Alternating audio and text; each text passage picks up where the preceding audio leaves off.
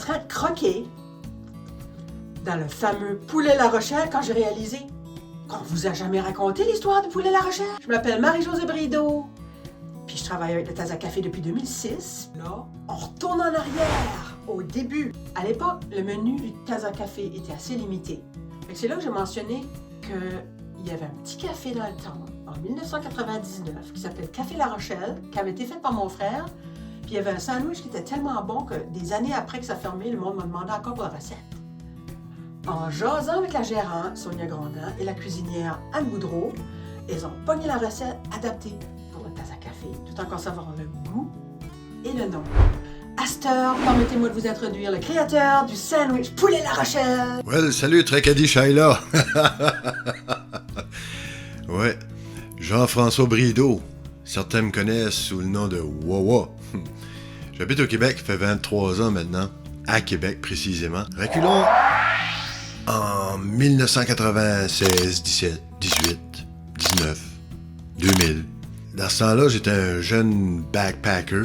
C'est-à-dire, j'avais toujours mon sac à dos, je me promenais de ville en ville. À un moment donné, je travaillais dans le nord du BC. Puis quand je suis sorti de l'île, moi puis une amie, on a décidé d'aller se promener en Asie du Sud-Est. Je reviens de mes voyages, à un moment donné, puis mon père s'avait ouvert un restaurant, puis il me dit « Hey, il y a un petit coin à côté de toi pour tu puisses te faire un café. » Fait que j'ai dit « Ah, tiens, je vais me faire un café, puis je vais essayer d'amener les odeurs du monde. Les odeurs du monde, les saveurs du monde. Les odeurs aussi, parce que... Comme vous le savez, un curry, ça sent fort, ça sent bon. Le long de mon parcours, j'avais goûté à des panini ici et là. Là, j'ouvre mon café, il faut que je me décide de certaines recettes. Je cherchais un goût particulier d'un panini que j'avais mangé, je me rappelle plus trop où, dans l'Ouest à quelque part. Puis quand j'ai goûté ce qui est devenu le panini La Rochelle, j'ai goûté ce qui est... Ah, c'est pas ça encore! C'est pas mauvais. Et là, j'en mange un, j'étais là...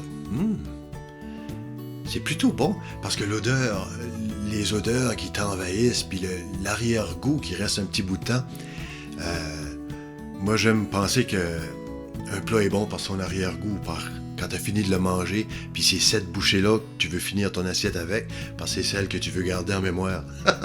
Ben mon panini La Rochelle était devenu ça.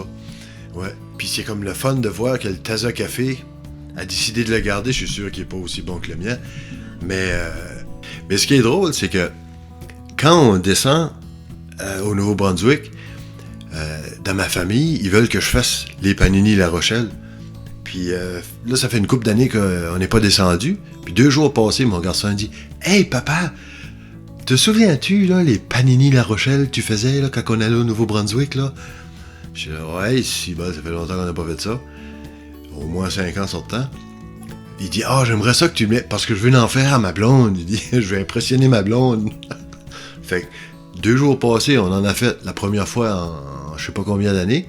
Puis ce matin, José dit « Hey, wow, je fais un documentaire ou quelque chose, je sais pas trop qu'est-ce qu'elle fait, là. » Puis elle dit « Peux-tu parler du panini La Rochelle? » J'ai dit « OK. » Et ma soeur, là, « Wouhou! » Alright.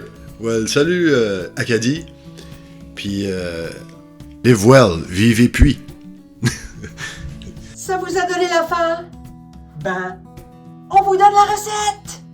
Pausez la vidéo pour capturer la recette à l'écran ou visitez notre chaîne YouTube pour la vidéo officielle du sandwich Poulet La Rochelle dans notre section de liste de lecture intitulée Restons chez vous!